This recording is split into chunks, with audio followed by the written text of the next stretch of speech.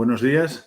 Lo primero de todo, agradecer a la organización y a Primascar por haberme invitado a participar en estos seminarios virtuales y sobre todo en la temática de hoy, que es la prevención cardiovascular, sobre todo centrada en el tratamiento hipolipemiante. En esta sesión de hoy, en esta breve píldora, trataremos las estrategias de tratamiento hipolipemiante en prevención secundaria cardiovascular. ¿Vale? Entonces, el primer punto a definir sería centrarnos en cuál es el problema y qué entendemos por prevención secundaria. Lo entendemos como aquellos pacientes o el tratamiento de aquellos pacientes que ya han tenido un evento clínico cardiovascular, entendiéndolo como enfermedad coronaria, tanto un infarto, una angina o una revascularización coronaria, o también enfermedad vascular periférica en miembros inferiores o en territorio cerebral. ¿Vale? Así como la patología aórtica. Pero con el avance de la imagen, sobre todo, también se etiqueta como prevención secundaria el tratamiento para disminuir eventos en aquellos pacientes que tienen enfermedad documentada mediante estudios de imágenes, ya sea por eco, sobre todo carotidio, o por angiografía coronaria por tomografía. Entonces, una vez que sabemos que el paciente está en prevención secundaria, nuestro objetivo es, para tratar o para intentar disminuir el riesgo cardiovascular, intentar definir cuál es el riesgo cardiovascular basal que tienen estos sujetos. Y el primer punto, si nos basamos tanto en las guías del 2019 de dislipemias como en las guías del 2021 de prevención cardiovascular, vemos que los pacientes que ya tienen eventos coronarios o eventos vasculares se etiquetan en la categoría de muy alto riesgo vascular, ¿no? El escalón más alto en la estratificación de riesgo. O sea, que aquellos pacientes que ya han tenido un evento clínico o que por las técnicas de imagen se ha sabido que tienen enfermedad significativa, bien en territorio coronario o en territorio vascular periférico, se le etiquetan de muy alto riesgo. ¿Y esto qué quiere decir? Pues aparte de decir que la interpretación de esto es compleja, sobre todo cuando la queremos trasladar a los pacientes, ¿no? Categorizar el riesgo únicamente en 4 categorías, riesgo bajo, moderado, alto y muy alto, pues hace que cuando comuniquemos a los pacientes la información sea un poco tenue y difícil de trasladar. En los últimos años se ha hecho un gran esfuerzo, hay grandes estudios poblacionales tanto en prevención primaria como en prevención secundaria, en el que se han conseguido crear unos scores de riesgo con idea de predecir cuál es el riesgo que tienen los sujetos y hacer una estimación de cuáles son los beneficios en relación con reducción de eventos que tendrían al aplicar distintas terapias. Esto tiene un doble objetivo. En un primer punto nos ayuda a informar de una manera cuantitativa, no solo en 4 escalas de riesgo, sino con un número absoluto de eventos, y también nos ayuda a trasladar la información al paciente. Así, por ejemplo, surgieron varias estrategias. Una es una aplicación de la Sociedad Europea de Cardiología, la otra es UPREVEN. Las dos se basan en lo mismo, en un trabajo realizado en Holanda a través de la aplicación UPREVEN, y hay distintos scores en función de las características clínicas que tengan los pacientes, bien si son diabéticos, bien si no tienen enfermedad aparente, o bien aquellos casos en prevención secundaria que ya han tenido un evento clínico. Así, en nuestro caso, por ejemplo, en un paciente hipotético, podríamos enseñarle que este sujeto de 55 años, con unas características de riesgo que le hemos puesto, tanto fumador y un colesterol, creo recordar que unos 150 de LDL, pues tendría una expectativa libre de eventos de 14 años, hasta los 69 años. Esta es una apreciación más gráfica, en vez de decir que es de alto riesgo. Y aún así nos apoyaría el uso de trasladar esa información, por ejemplo, si aplicamos 2 estrategias. A este mismo sujeto que es de fumador, si le decimos que si es capaz de abandonar el hábito tabáquico allá por los 55 años, la edad actual, pues ganaría de promedio unos 5 años libres de evento cardiovascular. En la misma línea, este mismo sujeto que era dislipémico sin tratamiento, si le iniciamos una estatina de alta potencia, pues también ganaría 3.2 años libre de eventos cardiovasculares. O sea, estas estrategias o estos scores de riesgos nos permiten esos 2 puntos. En un primer lugar, cuantificar el riesgo que tienen los sujetos y, en un segundo lugar, trasladar esta información de una manera más visual y, desde mi punto de vista, más entendible a población general y, en este caso, a nuestro paciente en particular. ¿Vale? El siguiente punto es entender el riesgo. Para intentar disminuir el riesgo cardiovascular con las terapias que tenemos disponibles, hemos de ser capaces de entender lo que esto quiere decir y cómo lo podemos reducir. Las terapias que tenemos disponibles, o en caso particular los tratamientos hipolipemiantes, lo que hacen en su mayoría es reducir el valor de colesterol. Esa reducción del valor de colesterol depende del valor absoluto del que partamos, del valor de base. Así, aquellos sujetos que tengan un nivel de colesterol más alto, a tomar una misma medicación de promedio, tendrán una reducción absoluta mayor. Y la disminución del riesgo del sujeto, que al final es el beneficio clínico que el sujeto tendrá, depende de dos puntos. Uno es esa reducción absoluta del colesterol que hemos obtenido y del riesgo basal que hay. Por tanto, tenemos 3 factores a tener en cuenta cuando valoramos el riesgo cardiovascular de un sujeto en relación con la terapia hipolipemiante, y uno de ellos es el tratamiento, que nos indica qué porcentaje de colesterol podremos bajar, de LDL colesterol podremos bajar, y 2 valores basales. Uno, el riesgo cardiovascular basal que tenga el sujeto, así como el valor de colesterol basal que tenga el sujeto. Estos 2 últimos, a mayor riesgo basal y a mayor colesterol basal, mayor beneficio esperado tendríamos en el sujeto. Así, por ejemplo, si extrapolamos esos datos al NNT, que son aquellos, el número de sujetos que necesitamos tratar para disminuir un evento, pues vemos que los sujetos que tienen mayor riesgo serían a estos, pues aquellos en los que se obtienen, que tengan de base un colesterol más alto, son los que obtenemos mayores beneficios y, por tanto, un NNT más bajo. En cambio, ya si nos vamos moviendo a valores de riesgo más bajos y con niveles de colesterol basales más bajos, el beneficio absoluto esperado es más bajo y, por tanto, el NNT es más alto. Entonces, aquí el mensaje a trasladar sería que no solo es la terapia que tenga que ser efectiva, sino que aquellos pacientes que tienen un riesgo cardiovascular basal muy alto o aquellos pacientes que parten de valores de colesterol muy altos son los pacientes que más se benefician. Entonces, en prevención secundaria, desde el punto de vista cardiovascular, ¿cuáles son los objetivos que tenemos de LDL? Pues lo mismo. Ambas guías, tanto del 2019 como del 2021, dislipemias y prevención cardiovascular, nos indican lo mismo. Nos estamos moviendo en el perfil de pacientes de muy alto riesgo, al tener ya enfermedad clínica diagnosticada, y nos marcan un umbral de 55 miligramos de decilitro de LDL colesterol, que es lo que deberíamos buscar. Es una terapia baja, entonces sí que se precisaría de tratamiento intensivo para llegar a bajarlo. Las guías no se quedan ahí, sino que especifican un subgrupo de pacientes, aquellos que en el plazo de 2 años han tenido varios, en este caso un segundo evento cardiovascular, pues se intentaría, en la medida de lo posible, ser más agresivo con el tratamiento para llegar incluso a un nivel más bajo de colesterol, 40 miligramos de decilitro, se puede considerar. Todos los estudios que hay en tratamiento del LDL colesterol, reducción del LDL colesterol, tanto con estatinas, con ezetimibe, como con los inhibidores del PCSK9, han demostrado que a mayores reducciones de colesterol, mayor reducción de eventos cardiovasculares, sin un umbral o sin un suelo terapéutico. Tal es así que los inhibidores del PCSK9 han llegado a valores de LDL, conseguir valores de LDL colesterol muy bajos y se sigue demostrando el beneficio clínico en los pacientes.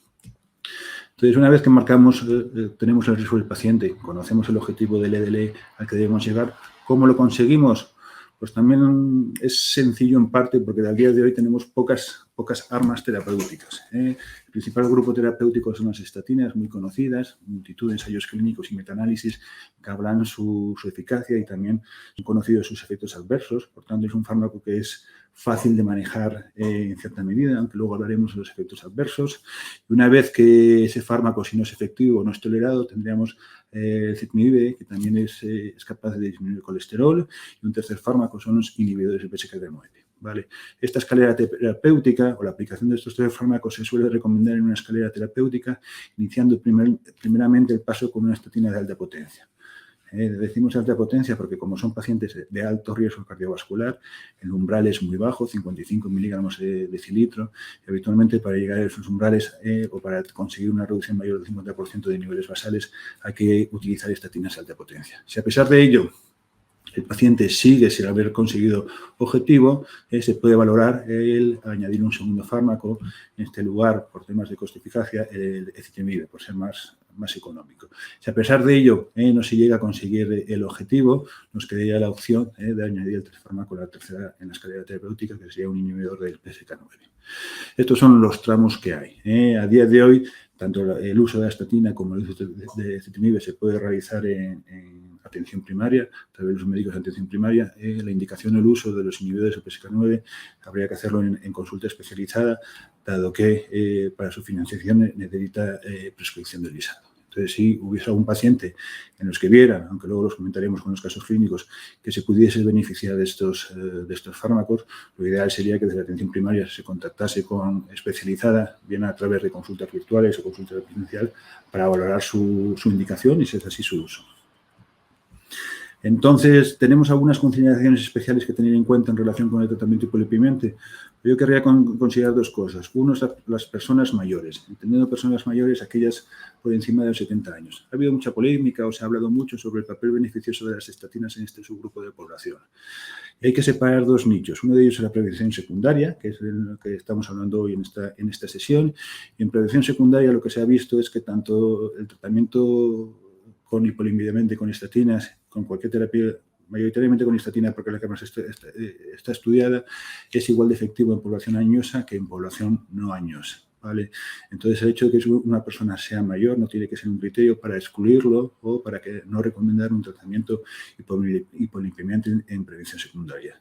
Las dudas surgían en que los ensayos clínicos que había pues incluyen un porcentaje bajo de población añosa, pero bueno, ya se han publicado datos de un metaanálisis en que la población por encima de los 75 años era mayor de 14.000 sujetos y los datos son consistentes sin haber una interacción con respecto a la edad, con respecto al beneficio que se obtienen con este tipo de tratamientos.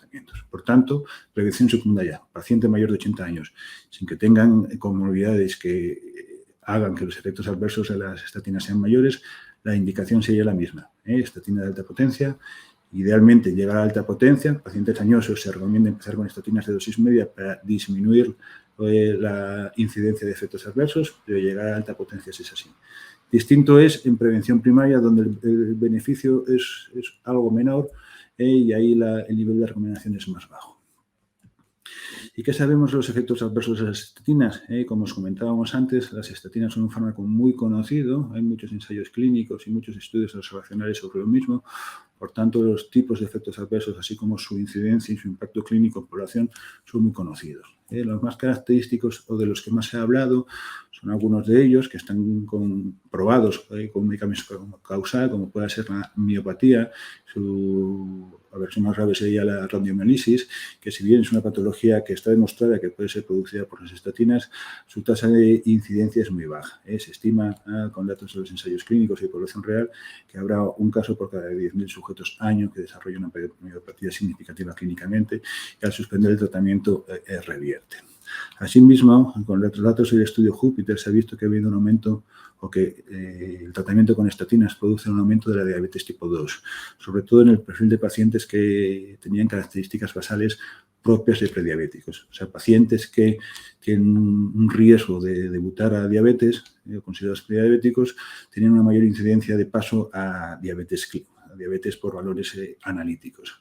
En estos estudios la incidencia es baja y en los modelos se ha demostrado que el beneficio estimado de las estatinas es muchísimo mayor al posible perjuicio que pudiera tener el evento clínico de transformar una prediabetes en una diabetes. Por tanto, no es motivo este efecto adverso, ni mucho menos de desaconsejar el uso con estatinas. Algo similar pasa con el tema de los ACVs hemorrágicos. Las estatinas, en todos los estudios, han sido consistentes en mostrar una disminución del ictus a expensas del ictus isquémico. Pero varios estudios muestran un aumento del ACV hemorrágico, sobre todo con niveles de colesterol bajos. No obstante, las diferencias en cuanto al número absoluto de casos, en torno al beneficio de la reducción de eventos del ictus isquémico y en relación al potencial efecto del aumento en ACV hemorrágico, da la balanza claramente a favor del uso de estatinas, dado que la protección que consiga al disminuir los ictus isquémicos es de un orden superior al aumento de los ACVs hemorrágicos. Y el último punto que quiero comentar es la sospecha o el miedo que podría haber al uso de tratamiento hipolipemiante que llegase a disminuir fuertemente los niveles de LDL colesterol y sus implicaciones en el deterioro cognitivo que puedan tener los pacientes, sobre todo población mayor. Y los estudios que hay al respecto han mostrado que no hay ninguna asociación y que no hay, ni sospecha de asociación entre el tratamiento con estatinas y una potencial disminución de actividad cognitiva.